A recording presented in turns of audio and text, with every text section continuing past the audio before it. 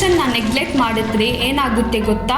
ಒಂದು ಬಿಲ್ಡಿಂಗ್ಗೆ strong foundation ಇಲ್ಲ ಅಂದರೆ ಅದು ಮರದ ರೂಟ್ ಇಲ್ಲದ ಹಾಗೆ, ಯಾವಾಗಲೂ ಅನ್ಸ್ಟೇಬಲ್ ಮತ್ತು ಅನ್ಸೇಫ್.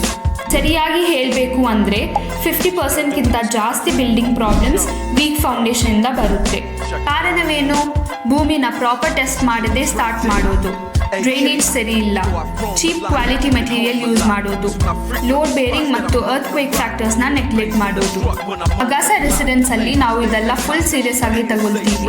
ಎಲ್ಲ ಮಿಸ್ಟೇಕ್ಸ್ಗಳನ್ನು ಅವಾಯ್ಡ್ ಮಾಡೋಕ್ಕೆ ನಾವು ಫುಲ್ ಸ್ಟ್ರಕ್ಚರಲ್ ರೂಲ್ಸ್ ಫಾಲೋ ಮಾಡ್ತೀವಿ. ನಿಮ್ಮ ಬಿಲ್ಡಿಂಗ್ ಬಲವಾಗಿ, ಸೇಫ್ ಆಗಿ ಮತ್ತು ಬಹಳ ವರ್ಷದವರೆಗೆ ನಿಂತಿರಬೇಕು ಅಂತ ನಮ್ಮ ಟಾರ್ಗೆಟ್. ನಾವು ಏನು ಗ್ಯಾರಂಟಿ ಕೊಡ್ತೀವಿ ಅಂದರೆ ಪ್ರಾಪರ್ ಲೋಡ್ ಡಿಸ್ಟ್ರಿಬ್ಯೂಟ್ ಆಗುತ್ತೆ, ಭೂಮಿ ಮೂವ್ಮೆಂಟಿಂದ ಪ್ರೊಟೆಕ್ಷನ್, ಮಾಯಿಶ್ಚರ್ ಬರಲ್ಲ, full long lasting strength. Building ಚೆನ್ನಾಗಿರಬಹುದು, ಕಾಸ್ಟ್ಲಿ ಆಗಿರಬಹುದು, ಆದರೆ ಫೌಂಡೇಶನ್ ವೀಕ್ ಇದ್ದರೆ ಯಾರೂ ಸೇವ್ ಮಾಡೋಕ್ಕಾಗಲ್ಲ. ಬಿಲ್ಡಿಂಗ್ನ ಪ್ಲಾನ್ ಮಾಡ್ತಾ ಇದ್ದೀರಾ? ಫೌಂಡೇಶನ್ನ ಫಸ್ಟ್ ಸರಿಯಾಗಿ ಮಾಡ್ಕೊಳ್ಳಿ. ಒಂದು ಸಲ ಕಟ್ಟಿಸಿ, ಸರಿಯಾಗಿ ಕಟ್ಟಿಸಿ ಅಗಾಸ ಜೊತೆಗೆ.